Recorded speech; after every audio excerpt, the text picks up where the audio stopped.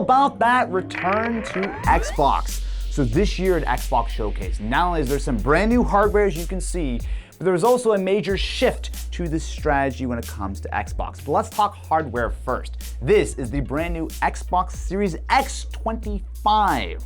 Now, that name, as you might expect, is because this is the 25th anniversary of Xbox, and to celebrate, they are doing a full custom limited edition.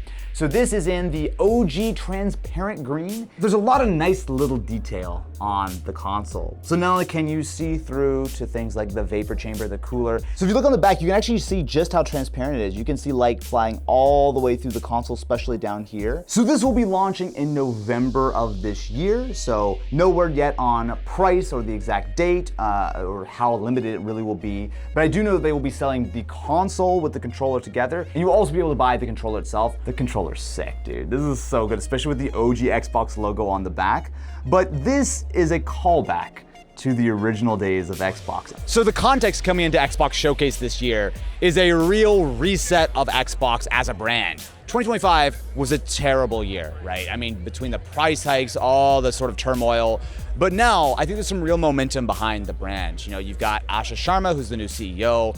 It feels like the existing rules are kind of being broken a little bit, which I'll be honest is probably the right move, right? I think Xbox needed a little bit of a reset. How about those exclusives? What an interesting showcase. The big news for me, really, was the return of the exclusive. So this has been a real point of contention for the Xbox team for the last several years, ever since they brought out the idea that everything is an Xbox. So they showed a lot of games at Showcase. The vast majority of them are still landing on the PS5, on Steam, even a lot of them are landing on the Switch and Switch 2. There are, however, 2 Xbox console exclusives, so they'll still be landing on PC, that they announced today. So Gears of War E-Day, which everyone assumed was going to be landing on the PS5, however, that is now going to be console exclusive to the Xbox, as well as Clockwork Revolution, which is a game that is also only going to be launching on Xbox console hardware. This is the right move, in my opinion. I think what we're seeing right now is the return of exclusives coming back in a big way. We're seeing Sony, where they're pretty much just ditching the idea of even bringing a lot of these games to PC.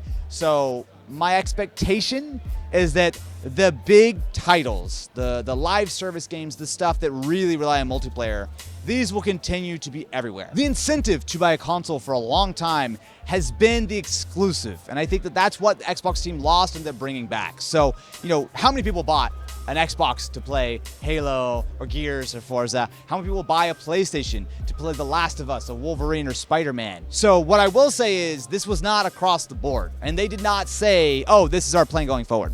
So the vast majority of the games they showed today are still launching on PS5 and Steam and Switch and everything like that. I think the main thing is, for new games that they have not already announced or hadn't basically already completed the PS5 version, I'm going to assume they're going to really sort of take a second look at whether or not they actually want to roll with that, because there's a risk, right? And there's definitely a risk. They're going to sell fewer games if they don't launch on the PS5. And what they did not talk about at all today, not even one little morsel, was Project Helix, their next generation of Xbox.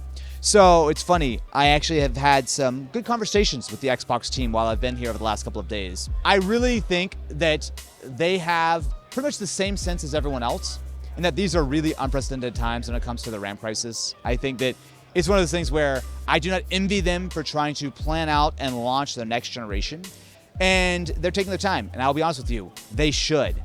As a content creator, I would love it if they start talking about Project Helix and it's hands-on and all this kind of stuff. But look, this is not the time to launch a new console. This is not even the time to really get that serious about it. Now, my understanding is that there are a lot of conversations that are still ongoing as far as what they're going to do and when. My best understanding of Project Helix right now is that there will be more to share later this year, but they wanted to focus Showcase on the games. Completely the correct call. But I think it's going to be really interesting because the next generation is highly, highly uncertain. And while I'm glad that we've got the Xbox Series X25, I think it's a cool special edition. It's just that, a special edition. It feels like it is a real shift at the moment. You know, there's new leadership, there's a new strategy bringing exclusives back, and there's the looming next generation. But what I will say is that the vibe I get is that Microsoft are serious about Xbox. If you think about it, Microsoft as a company, what consumer brands do they have that people actually really like? Xbox and people love Copilot, you're right.